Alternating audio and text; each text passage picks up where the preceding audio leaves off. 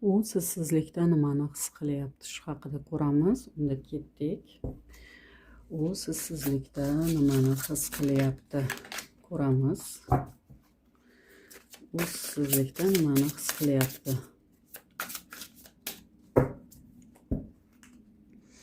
U qanday inson? Birinchi haqida ko'ramiz. Oho. Xarakteri tez. Bitta narsani maqsad qilsa, orqasiga umuman qaytmaydigan inson. O'z gapini o'tkazadigan, boshqalarning gapiga uncha quloq solmaydi.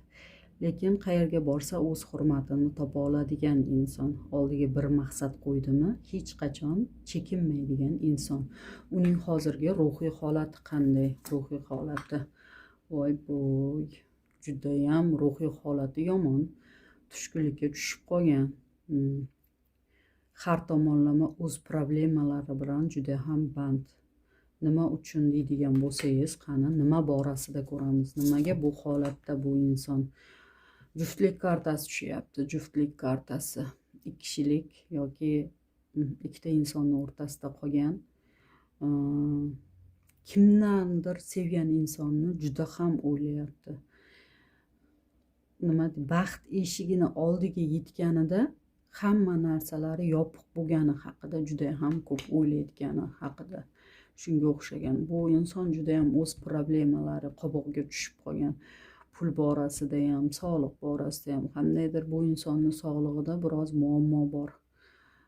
Ko'p depressiyaga tushib qolgan sevgan insonidan ayrilgani uchun, pul borasida ham bu insonda juda ham muammo katta.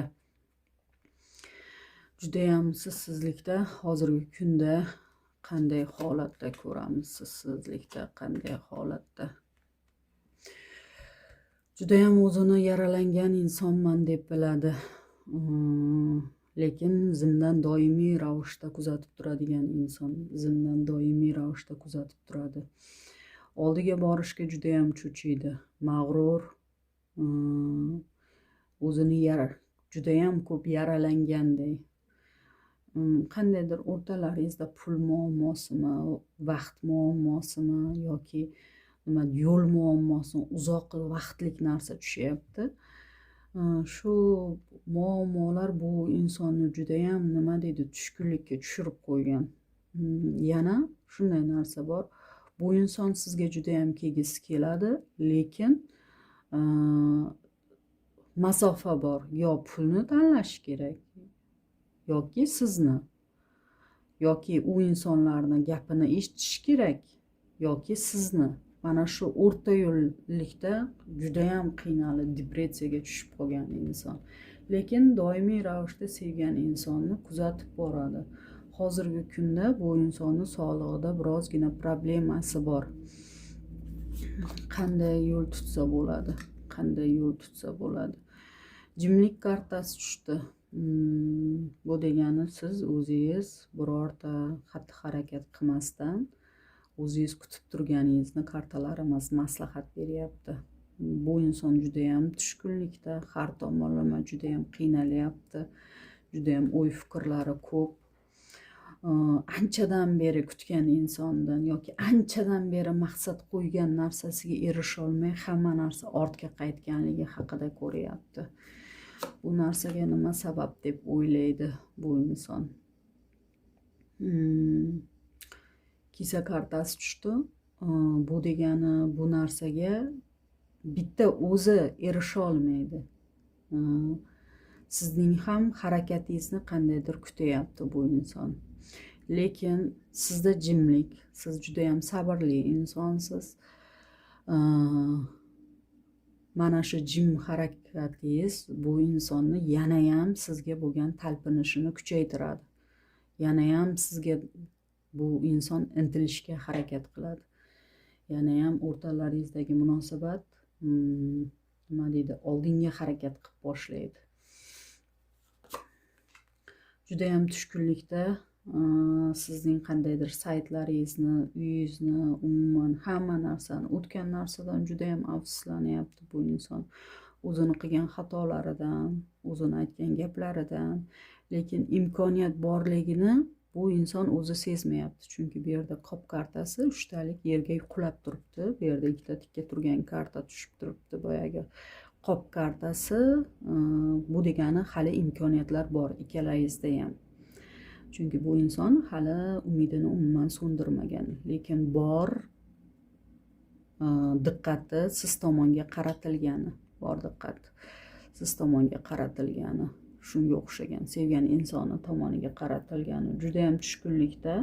Lekin bu inson umuman sabr qila olmaydi. Sizdagi sabringiz kuchliroq inson. Bu narsa o'zingiz foydangizga bo'ladi. Agar biroz vaqt kutib turadigan bo'lsangiz, 2 haftada yoki uzog'i bilan 2 hafta yoki 2 kunda, ayrim insonlarda 2 oyga ham borishi mumkin, yoki munosabatlaringizga shuncha vaqt bo'lgan. Lekin bu inson har tomonlama depressiyada, stress, sog'lig'ida ham muammo bor bu insonda, lekin juda ham tezlikka tushgan, chunki sevgan insonni yo'qotib qo'yishni xohlamaydi.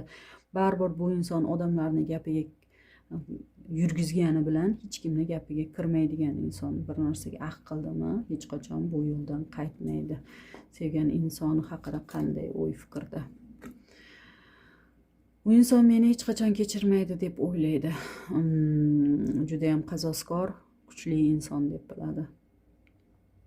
Lekin e'tibor bergan bo'lsalaringiz, 2 kishiliklar, agar men qadam tashlaydigan bo'lsam, yana janjal bilan tugaydi deydi. So'di kartasi tushdi. Bu degani qilichlar tayyor turibdi jangga deydi. Bu inson nima deydi, yana sizni janjallashishingizdan juda ham cho'chib turibdi.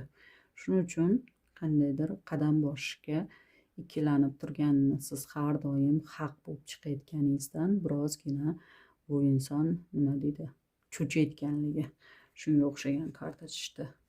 Sevgan insonni qanday inson deb biladi? Sabrli, o'ziga e'tibor beradigan, har kimni oldiga yaqinlashtira bermaydigan, do'stlari ko'p emas, sanoqli, lekin har doim aqllilik bilan ish yuritadigan inson. Bu inson har doim o'z yo'lini topib ketgan sabrli inson deb biladi. Bu insondan o'rganishi bo'lgan narsalari ko'p deb biladi bu inson. Lekin judayam og'ir bosiqligi, bu insonni nima deydi, aqlliligi, judayam aqlli deb biladi. Shuning uchun bu inson bilan birozgina munosabat borasida chiqishib ketish, har doim sezgir inson bo'lganingiz uchun siz bilan chiqishib ketishga bu inson birozgina qiynaladi. Juda ham o'z yoshiga nisbatan hayot yo'lida ko'p narsani tushunib bilgan inson deb biladi bu inson. Bu inson hozirgi kunda judayam qandaydir depressiya holatida bo'lgani uchun, agar sizni oldingizga keladigan bo'lsa, u insonga ko'p shartlar qo'ymang, agar munosabatlaringizni yana tiklashni xohlaydigan bo'lsangiz. Chunki bu inson nima deydi, sizchalik keng fikrla olmaydi. Sizchalik nima deydi, sabrli inson emas, yo bor yo yo'q qiladigan insonlardan. Shuning uchun agar munosabatlaringizni tiklamoqchi bo'lsangiz, birozgina nima deydi, bu insonga o'xshab ozgina yumshoqlik bilan qarashlaringizni, juda ham qattiq qo'l bo'lmang bu insonga nisbatan, chunki bu inson bu narsani ko'tara olmaydi. Chunki hozirgi kunda boshqa problemalari bilan ham band bo'lib chiqyapti. Boshqa problemalari ham juda ham ko'p, pul borasida, ish borasida, yo'l borasida, atrofdagi insonlar borasida juda ham charchagan. Sen menga juda ham keraksan deyapti. Ayniqsa hozirgi holatimda sendagi energiya, sendagi aql menga har doim yo'limda, yana o'z ishlarimda davom ettirish uchun juda ham kuch bag'ishlaydi deyapti. Menimcha sizdan bu inson ko'p maslahat olib turgan. Ko'p narsasini, ichki gaplarini, ko'p narsalarni siz bilan ko'p bo'lishgan inson. Shuning uchun qandaydir siz bilan yana nimalarnidir maslahatlashish niyati bor. Shunga o'xshagan kartamiz chiqdi. Agar yoqqan bo'lsa layk bosib keting. Kutib qolaman. Kattakon rahmat. Sog' salomat bo'ling. Rahmat.